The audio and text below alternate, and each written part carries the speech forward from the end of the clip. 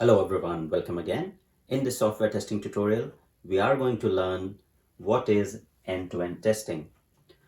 End-to-end testing is a very important concept to understand before you go for any interview, or even if you're working in a software testing project and you don't understand what exactly it means when somebody says end-to-end testing and what are the best practices and how you approach end-to-end testing. We will cover all those concepts in this particular tutorial.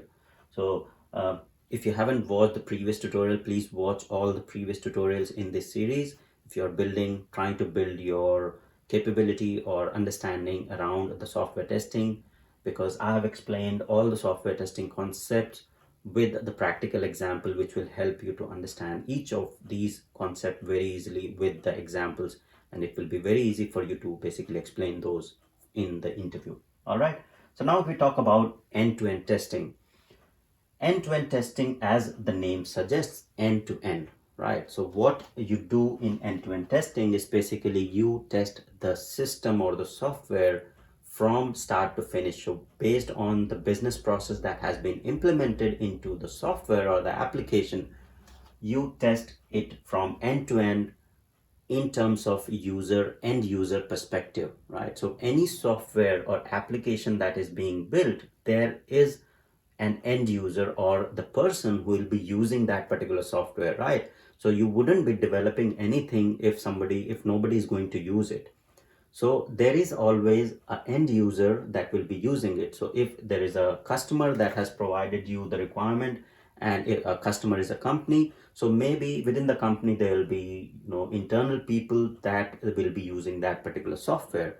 If it is a public software, say for example in like Google or Facebook, we common people are the users of that particular application, right?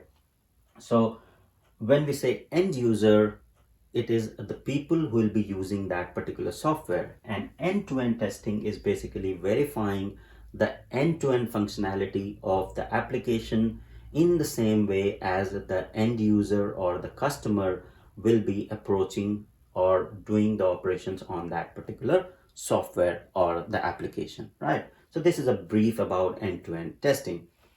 Now, if we talk about, the example, so without example, it's very difficult to understand. This is the theory concept. Now, if we take an example of end-to-end testing, we'll take an e-commerce website example. Say, for example, there is a customer and customer wants to launch an e-commerce website, and I'm the dev organization, right? So I'm the dev organization, and customer is another organization. So and customer wants to launch e-commerce website, right? So they will provide all the requirements to the dev organization to build the e-commerce website, and dev organization will build the e-commerce website. Okay, so now in the e-commerce website there will be a lot of features. Okay, so in the e-commerce website, if we talk about high level features, so there will be registration, right? So user will be able to register. Okay, so register, and then log in. Then he'll be able to add items to cart, right? And then proceed to payment, right? So let me write it like that. So add items, then checkout. Okay, and from checkout he will pay, and after payment he'll get a confirmation, right? So confirmation on his email or whatever, email, phone number, whatever, right? So if I talk about the basic process of this e-commerce website, this is very basic process or very basic functionalities that can be implemented into the e-commerce website. So I'm the end user, or I'm the customer, or I'm the user of the e-commerce website. So I'll go to the e-commerce website, say for example Flipkart or Amazon. These are all shopping websites. So I'll go and register myself. Once I register, I'll log in.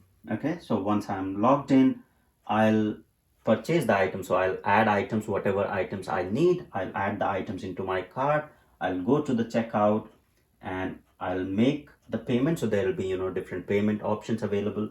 And once the payment has been made, I want to ensure that I get a confirmation that my order has been placed. And once I get the confirmation from my point of view, that particular user flow has ended. Okay. But from the backend point of view, there might be other flows as well. So when we talk about end-to-end testing, you have to figure out the scenarios like this in a way the user or the end user will interact to the particular system. So as an end user, I will most of the time will register, and once I'm registered, I'll log in, I'll add items, I'll remove items, I'll check out, make the payment, and I should get the confirmation based on whatever I have provided. I can get a SMS or I can get an email confirmation, right?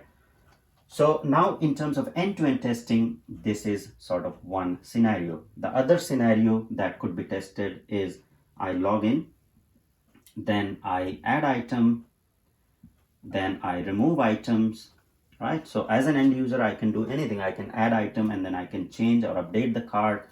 Then I can, check out. And this time I will use, say for example, I use PayPal, right, to make the payment. And then I need a confirmation on SMS rather than email because I haven't provided the email. So this is another end-to-end scenario from end user perspective, right? So this is how you will come up with the end user scenarios, and in the end user scenarios you will test the overall integrated system end to end, because here if you see payment gateway will be some third party, it might be some third party software or third party application that is handling all the payment.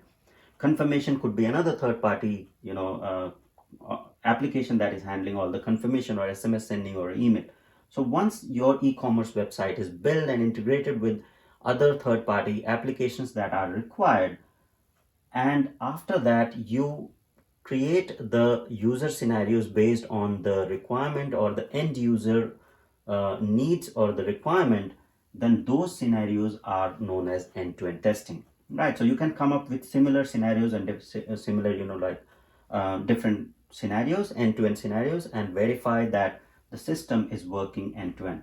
Now we have understood about testing the standalone functionalities. For example, when you are testing the register functionality or just the login functionality, adding item functionality. So these are standalone functionalities that we have already tested previously. When it comes to end-to-end, you are testing all of the integrated functionalities with end-to-end scenarios. Okay, so I hope that is clear about the end-to-end definition and the scenarios that you cover as part of the end-to-end testing, right? So this is one of the couple of examples there. Now if we talk about, let me rub this. So the next thing is basically I'll talk about the challenges of end-to-end testing, right? So very common challenges in my experience. I've been in software testing for over 1.5 decades now. So the biggest challenge I find is basically getting all the scenarios covered or all the end-to-end scenarios covered, right? So that is the one of the biggest challenge, or understanding how the customer will interact with the particular system, because all of the customer's behavior or how the customer is going to interact with the system cannot be documented into the requirements, right? So understanding that requires a lot of discussion with the other stakeholders of the team, with the customer. So that's one of the challenge. So basically, if I talk about the challenge, so getting list of getting list of E2E scenarios. Okay, so this is one of the biggest challenge. So for this one, what you can do is you can have a conversation within the team with the customer and get as many as end-to-end scenarios, and also you go through the overall process of the application and how the end user will be interacting with the system and coming up with the end-to-end scenarios based on your understanding and whatever has been documented in the requirement, right? So the list of end-to-end scenarios, getting that list and having that good coverage of the positive scenarios of the end-to-end user scenarios is very important. So this might be one of the challenge that you have to really work with the stakeholders to get the details. The second one is basically the test environment, right? So why the test environment is a challenge is because in the environment, because of a lot of integration with the third party tools that might be required, it becomes sometimes challenging to get a complete working test environment that doesn't fail, or any of the node or any of the application is not working. So most of the time you'll see that there is some application that is down. So you have to basically, when you are doing end-to-end testing, you have to ensure that if the test case is failing, then you have to ensure and make sure that it is not failing because of any of the environment configuration issues, right? So that is another challenge in end-to-end testing. But these challenges can be easily handled if you communicate within your team and debug your test cases properly, or before you actually go into raising the defect, you ensure that that test environment is working perfectly fine, right? Now, if we talk about the necessity, so basically, why is end-to-end testing necessary? It will basically, the first thing is it covers business logic, right? So it covers the complete business logic.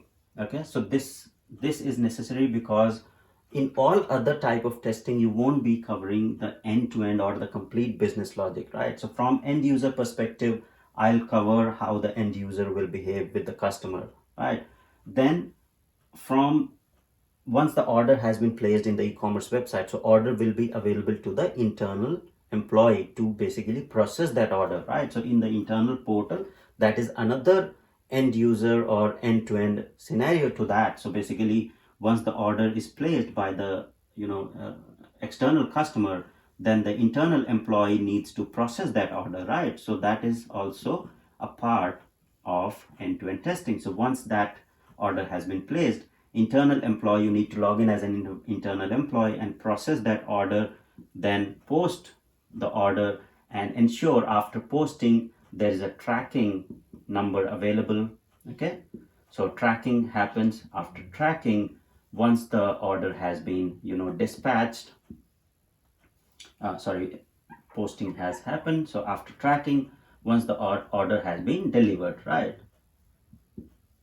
So once the order has been delivered to the customer, then that order will be marked as delivered in the customer's portal, right? In the customer login portal or the e-commerce portal. So this is the continuation of the process. So when we talk about end-to-end testing, it not only covers the end user perspective, but also the overall business logic of the particular software and the application, right? So you think about the overall end-to-end flow for a particular customer and the internal business logic that will happen in that particular flow. So that is the biggest advantage, and if you don't do end-to-end testing, you will miss a lot of it when actually you are going to deliver the software, and you are delivering the software for the end user or the users who will be actually using it. And if you're not doing end-to-end testing, you are missing the whole part of that end-to-end user application or user usage with the application. Okay, so that is one very big advantage of doing the end-to-end testing and why it is necessary. Now if we talk about the best practices, okay, so best practices are very important because they'll help you how you approach end-to-end testing. And in the best practice, what you do is you basically first thing is you prototype the end scenarios. Okay, so that is the first and foremost thing. So you prototype end user scenarios, and this requires a lot of thinking. So if you have the requirement documentation, what you do is you go through the requirement documentation, you understand what exactly the customer will do with this particular application. Once you have tested, the integrated application, then you understand how the customer will interact, and after the customer interaction has happened, what will be the other business process that will be required for this end-to-end flow. So prototype the end user scenarios, and based on those scenarios you come up with the scenarios that you will be testing end to end, right? That's the first thing. Then you basically, the second thing is avoid negative scenarios. Okay, so end-to-end testing, the focus is not to find or do the negative testing in the end-to-end testing. So do not try to cover negative scenarios there. So the purpose is to basically cover the positive scenarios, or how the customer will interact customer, and do not try to break the software, try to negative scenarios during the end-to-end testing. So you have to first make sure that all the positive scenarios of end-to-end testing are working fine, and that should be the second key thing that you need to remember. Okay, now the third thing is around and another very important thing, you have to execute test steps. So execute steps exactly same as the customer does. Okay, so exactly execute steps in same sequence, I would say sequence as done by customer. Okay, so what this means is, say for example, I'm on the e-commerce website, so I'll first register, right? So I'll register, and then I'll log into the portal, then I'll add the items, then I'll go to checkout, right? So you have to make sure when you are executing the steps, you are executing the steps in a sequence which the customer can follow, right? So customer can register and then he can follow further steps, or next time customer can directly log in and then he can add items to the cart and he can remove item, then he can again go to the checkout and pay with either PayPal or any other credit card, right? So you have to make sure whatever end-to-end scenarios that you write, you execute the steps in the same sequence as you have analyzed and you have written your end-to-end test cases accordingly. What this helps is in your end-to-end scenarios is because you do not go in the odd sequence, right? So you do not go into any negative sequence, or you do not take any other path that is highly unlikely to be done by the customer. So that is why executing the steps in the same sequence as it will be done by the customer is very important. So you have to analyze how the customer will be interacting, what steps he'll be following, and then follow the same steps, right? So these are some of the best practices. There are many more things. So end-to-end testing is complete sort of project, but in terms of interview, whatever is required and the points, the examples that I have covered in this particular video is good enough for you to basically go into the interview and understand what exactly end-to-end testing is. Also, if you're working in any project, these are the best practices. If you follow and try to analyze or use these practices, it is good enough to basically come up with the scenarios, put yourself into the customer's shoes and think how the customer will be interacting with the system, and you will be good enough to do the end-to-end testing, come up with the end-to-end test cases and user scenarios to perform in your application. All right, so that's pretty much all about this particular tutorial on end-to-end testing. Hope it was helpful. Please do share and subscribe, and thank you very much for watching.